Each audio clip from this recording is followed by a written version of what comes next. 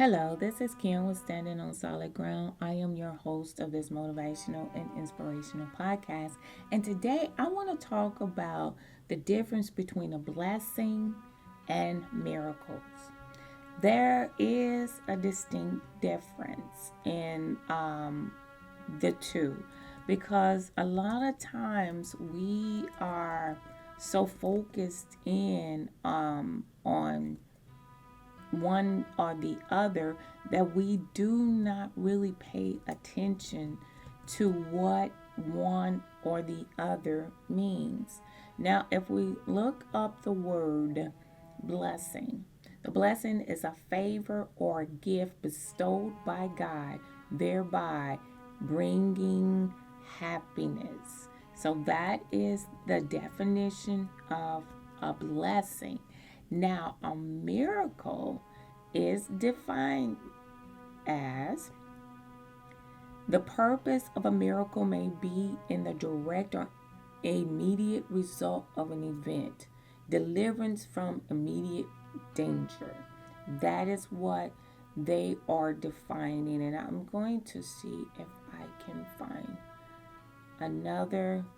They have more of a true definition of a miracle in theology. The sense of the word is this, that it is a work affected in a manner unusual or different from common or regular method of providence.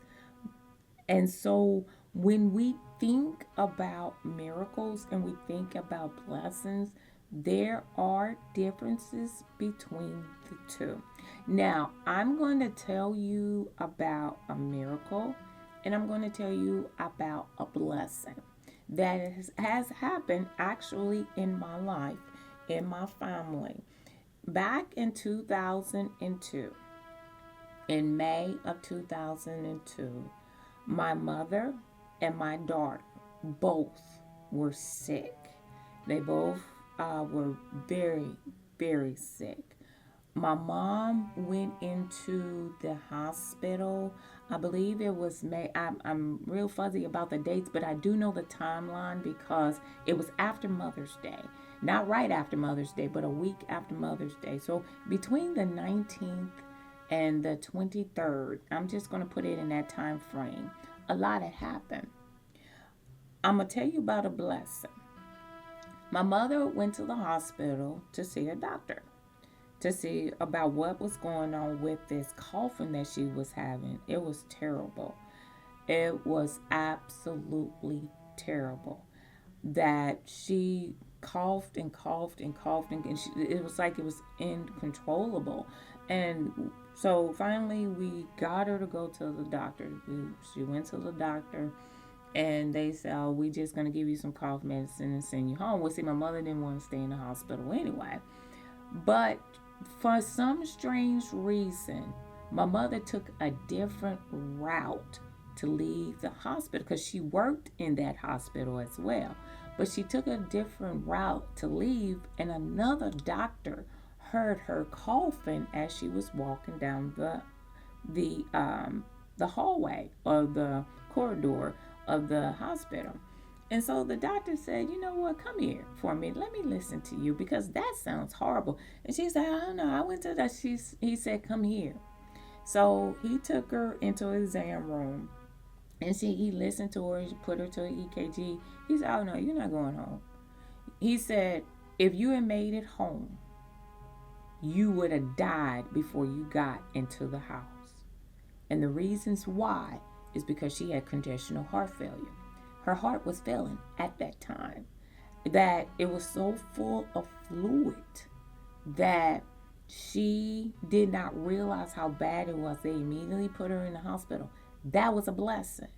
Had that doctor not heard her coughing in the way that she was coughing, and he didn't stop her, my mother would have died back in 2002 instead of 2010. That is a blessing in disguise. Now, a miracle. 2 days later, now this happened on a Monday. of that week, and I can't remember if that was the 21st or the 19th. I'm thinking it was the 21st, but I'm not for sure. But that Tuesday, my daughter's school called. My mother's in the hospital on that Monday. Tuesday, my daughter's school called and said my daughter passed out, that she was not responsive at the, unresponsive. We called an ambulance. I told my daddy, and at that time I was not a licensed driver. I told my dad, I said, my daughter passed out. She passed out. They saying that she was not responsive. Ambulance is there. My dad rushed out the house, went to the school to go get her. When he went to the school to go get her, she was responsive. The ambulance said her sugar is a little high.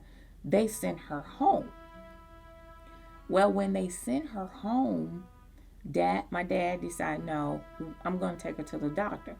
Took her around the corner to the doctor. Doctor changed, because everything was convenient. The school was probably about 10 minutes away. The doctor's office was right around the corner. So my dad took her to the doctor. Doctor sent her back home saying she's okay. She got a little fluid on her body, but she's okay to go home. Just, keep an eye on her. Okay, that Tuesday she came home. Tuesday night, I was listening to her breathing. Her breathing was terrible.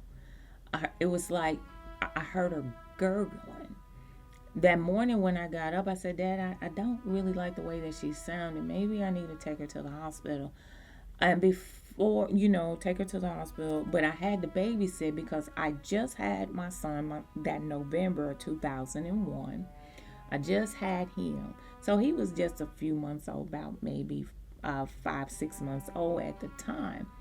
And I had my niece who was about 11 months old, and I was watching her. All of a sudden, I heard my daughter,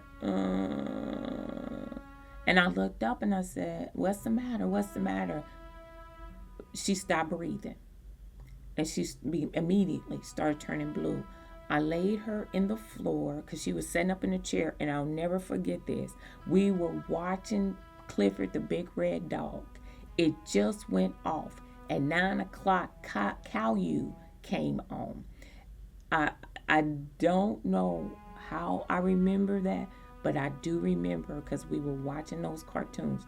The Big Red Dog had just went off. Caillou had just came on. She stopped breathing a little after 9. I banged on the basement door because my dad went down in the basement, and he always latched it because those little ones can open doors, and he didn't want them falling down the basement steps. He went downstairs to study the Bible, and he will read it out loud to himself, and he will study. And I went banging. I said, Daddy, Daddy, Daddy. And, as I went down, he ran up and said, what? I said, she's not breathing. He was doing mouth to mouth on her while I called the ambulance. The babies were crying. Ambulance came, or the fire department came, ambulance came. They were asking, did we need any police officers there, because they thought it was something violent going on. They said, no, this is medical. This is medical.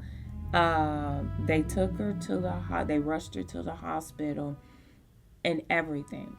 They got her I got down to the hospital. They were looking at me like I did something to her. I said, they just called an ambulance for her yesterday. She passed out at school, and all the documentation was there. Now, where the miracle came in was when they told me that she may not make it past 24 hours. My dad began praying while the ambulance and paramedics were working on her. He went downstairs and started praying. He prayed from the time she left the house. He prayed all that day. He didn't eat. I don't think he ate. He just prayed. He fasted and prayed. That He was telling me, don't accept what the doctors are telling you. She is not going to die. Now, the 24 hours passed. She was still living. 48 hours passed. She was still living. She was on a ventilator. Now, understand, she was on the ventilator at this time. Kept, going. And my dad, day after day. Now, she was on vent on Wednesday. She came off the ventilator on Saturday or Sunday of that same week. They kept the ventilator system in the ICU with her because they said we don't know, she might have to go back on it. But for the time being, she's breathing on her own. Week then went by. They kept her, and so finally they took the ventilator out of the room. After they took the ventilator out of the room, she was able to go into her own room. After that, she came home. Now, mind you, she left on Wednesday, and I believe it was I want to say the 23rd, but like I said, the dates, I know it was around about that time frame. She left on the 23rd, and she came home like June 2nd, I think, or that Monday. It was not the following, it wasn't the next Monday, but it was the following Monday. She went home. She was not there 2 weeks. She was not there 2 weeks. She was there 12 days. Now, that was, miraculous within itself because they didn't even expect her to live. But we had to take her back for a follow-up about a couple of weeks later. A couple of weeks later, we took her back from follow-up. They looked at her heart. They did a thing of her heart, and they released her from the hospital that was in another city because we had to travel 300 miles away to take her to another hospital. They air flighted her there, and we had to travel by car to get down there.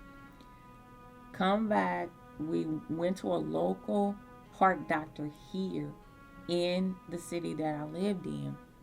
He looked at her records, he looked at her charts, and he said, I'm looking at this and I'm astonished. And so my mom and I, we sat there and we looking and I'm like, why is he astonished? He said it doesn't even look like she had anything wrong with her heart. There is no scar tissue on her heart. It is like, and this is his words, it was like she had a heart transplant without ever having surgery. That was a miracle. And that came through my father praying, fasting and praying for ever how long he needed to in order for God to touch her heart. That was a miracle. It's a blessing because she is still living today. She is doing just fine. She is 26 years old as we speak. And she is doing great. Wonderful. She hasn't had a problem with her heart since. That is a miracle. When we look at blessings, when a blessing come through, I look at that as something, a natural gift, a normal gift that has been given.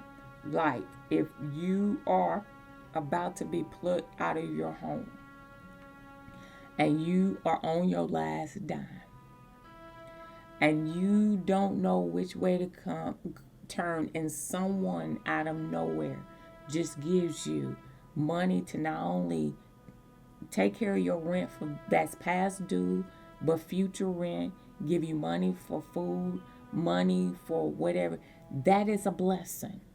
That is a blessing because this is something that can happen regularly on a normal, everyday to somebody. That is a blessing. A miracle is not something that happens continually every day. It can happen to people here and there, but miraculous things can happen, but they are not what they call routine.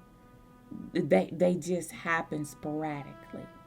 And these are miracles that happen sporadic. And that was a miracle because not only did my daughter rise up from her bed from death, because she was blue. She was not breathing. She was not breathing. She had turned purple. She all the signs of death they told me was there. So clinically, yes, my child was gone. God blessed because my dad, instead of panicking, my knees gave out. I'm trying to settle down two babies at the same time. Finally, my little one, my son, went to sleep. My brother had finally showed up where he no it wasn't my yeah it was my brother because my sister-in-law was still at work, but my daughter-in-law, she not my daughter-in-law, my brother had came, and he said when he seen my face, I was just a mess. I was just absolutely a mess. And he gave me a hug and he told me it's going to be all right. It's going to be all right because she was gone. God rose her. It wasn't man. It wasn't anything hocus pocus. My dad went and prayed to God. He knew if anybody could raise her, God could. And he prayed, and he prayed, and he prayed, and he fasted. And my daughter's heart to this day don't have one indication that she ever had that heart attack at the age of 5 years old.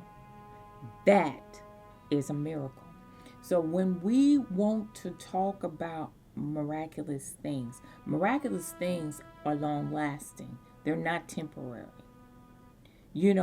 God lays his hands on that person, not man. God does. We go to the one who can perform miracles, but we don't perform miracles of ourselves.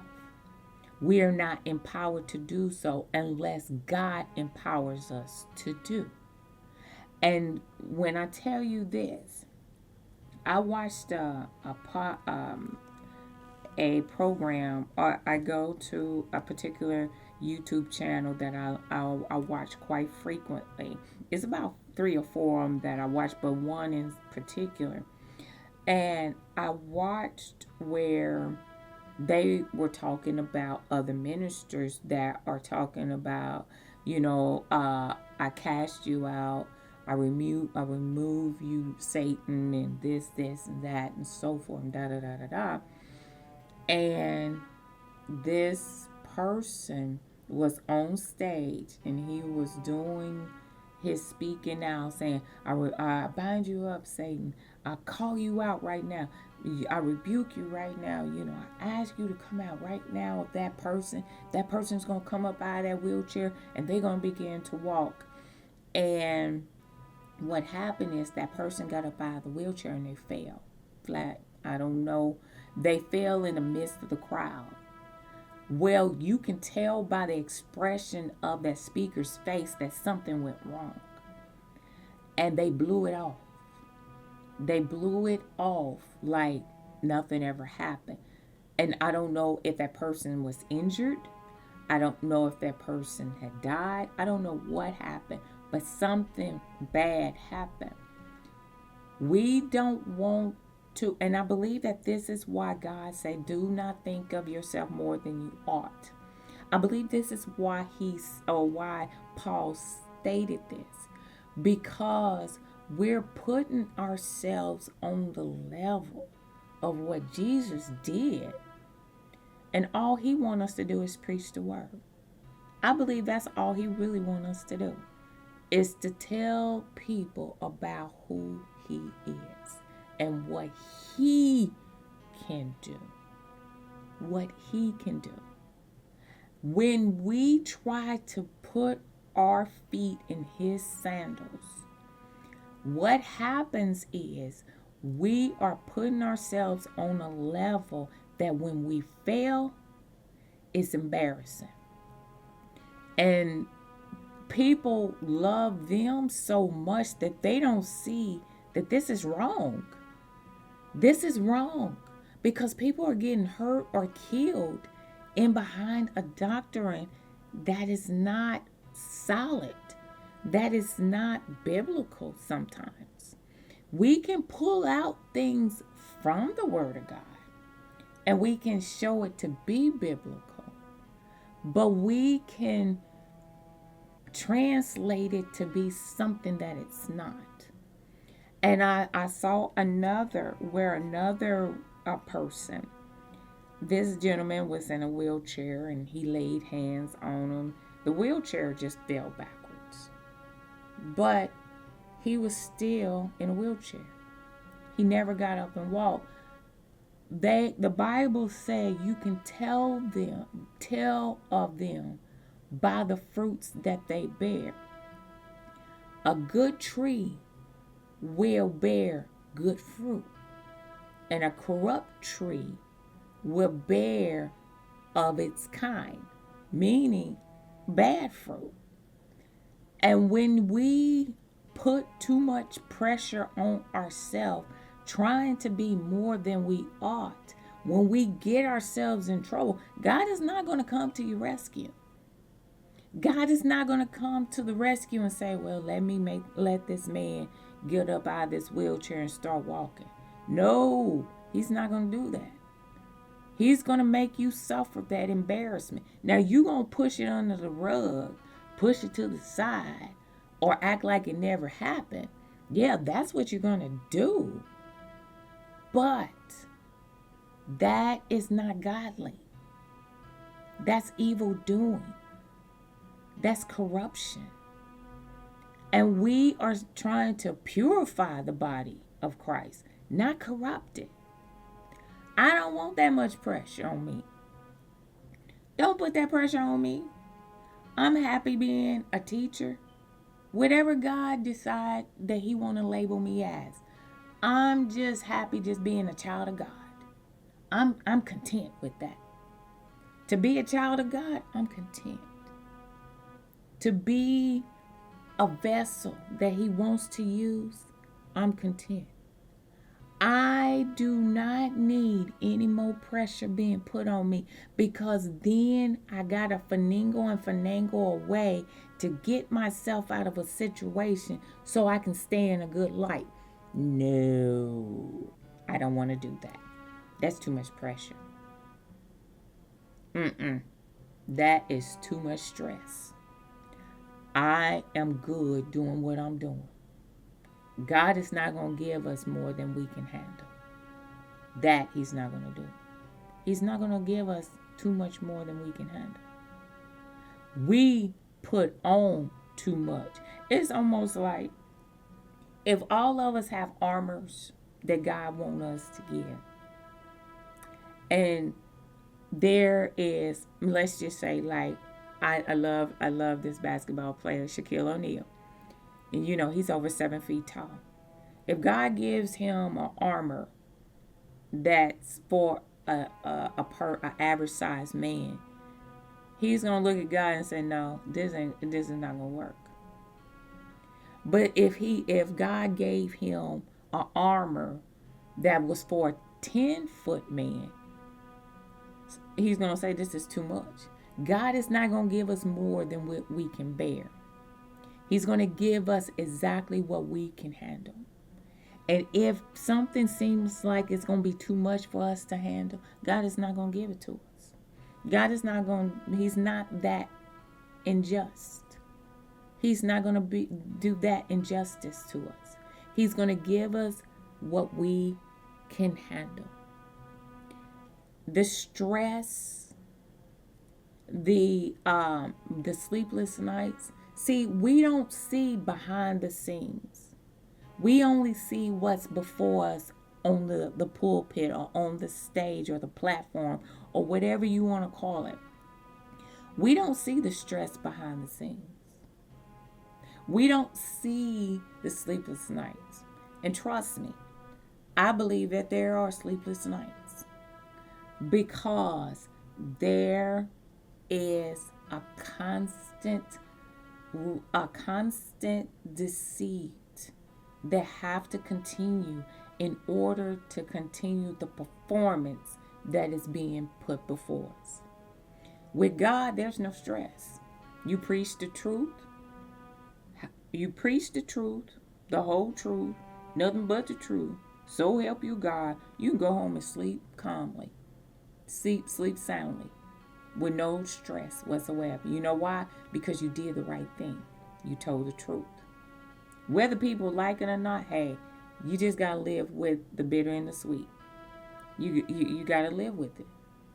But as long as you know that you're pleasing God, God can let you just lay there and be so calm. You can rest easy in his bosom, in his arms, under his wing, wherever you are. You can rest easy in him. Because as long as you teach the truth the way God has printed it, the way God had put it out before his prophets and before his apostles, the way that he has had it written and put forth in the Bible that for us to read, whether it's Greek, whether it's Hebrew, whether it's Latin, whether it's in the King James Version, what have you, as long as it's the truth, as long as it's from God, you're going to sleep easy. But it takes work to do deceit. Let me repeat that. It's a lot of work to be deceitful and to do deceit because you got to keep the performance going in order to get the results that you're looking for. That's God right there. That's God talking. In order for you to continue, you have to keep the deceitful things going in order to get the results that you're looking for. If you know that it took deceit to get $10 million, you got to continue in that deceit in order to maintain your status. Whew, that's nothing but God right there. That is nothing but God. That because I didn't even think of that. That's God right there. I'm gonna give God that glory. I'm gonna give him that acknowledgement because I didn't even think of that. If you're doing the right thing, there's nothing that you have to rehearse or to keep up. You just continue to do the will of God. You keep reading the word of God, you're going to do the right thing. But if you practice deceit, you will have to continue that deceit in order to relish in the life that you have. Whew. That's driving home to somebody. I don't know who God is talking to, but he's talking to somebody. Because I can just feel his presence right now. This is not Kim. This is not Kim speaking. This is God speaking. Because he's trying to tell you something. He's trying to teach you something. He's trying to inform you that you can only continue to do the thing that you've been doing in order to be successful. If a baker is going to be a baker and they know that they cupcakes sell regularly, they know that they are the top selling bakery, they're going to continue to do what they do in order to keep the money coming in. Think about it. You go to a job. You work a job. on a day in, day out. Some people work 5 days a week. Some people I work 4 days, but I work 10-hour shifts. There are some people that work 7 days a week. But in order to get a paycheck, you got to do what you've been doing to get that paycheck. Think about it. This is nothing but God right here. Whew, this is God's talking. You cannot keep up with what you have if you don't do the things that you've been doing to have it in the first place. If I didn't work, I couldn't continue to pay bills. I couldn't eat. I couldn't drive my car because I wouldn't have any gas in it. I wouldn't be able to do the things that I need to do. A person that is lucrative in their I don't really want to know. I don't even know what I can even classify, what I can call it. But when they are lucrative in it, they gotta continue to do what they do in order to maintain the status that they have, even if it's deceit. And to me, there's more sleepless nights in trying to figure out what is the next thing that I can do to impress the people that are listening to me. What can I do? What stunt can I come up with? What can I do to lure people in to give me more money? It's a process. You got to continue to do what you do in order to get what you are used to having. And that includes being deceitful. I would rather do right. It's less stress. I'd rather do the will of God because I can sleep at night. I don't have to come up with anything prestigious in order to convince somebody to believe me. It's in the Bible. That's all it is. It's in the Bible. So when we think about the difference between a blessing and a miracle, blessings are every day. They're frequent. Miracles, however, are not. And I showed you there was a blessing in my life with my mom because that doctor heard my mother's coughing and he stopped her from walking out of the hospital to keep her from dying. That was a blessing. God's hand was on her. That was a blessing. The miracle was that my daughter's heart, when they originally looked at it, and see, the beautiful thing about it is I don't have to lie about it because it's medical records that are out here. There's proof out here. I don't have to lie about it. They always say the proof is in the pudding. There's proof of her treatments, of her being in hospital, because that was $100,000 bill to air flight her from here to that other city. $100,000. I said I did not realize, and this is back in 2002, to be teleported by helicopter. That was expensive back then. I almost came unglued when I saw that medical bill. See, records can't lie.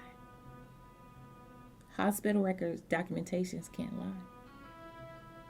So there's proof there for my mother and for my daughter. They might be old, but there's proof. Be careful of understanding between the two. Blessings and miracles are identified as two different things. Now, a miracle can be a blessing. Don't get me wrong. A miracle can be a blessing. But a blessing it's not always recognized as a miracle. You see what I'm saying? We want to be careful in how we recognize things. And we need to pay attention. Is it according to the will of God? Is it according to the word of God? My daddy didn't lay hands on anybody. He just prayed. He went to the miracle worker himself. This is Kim with Standing on Solid Ground. You have yourself a wonderful and blessed day.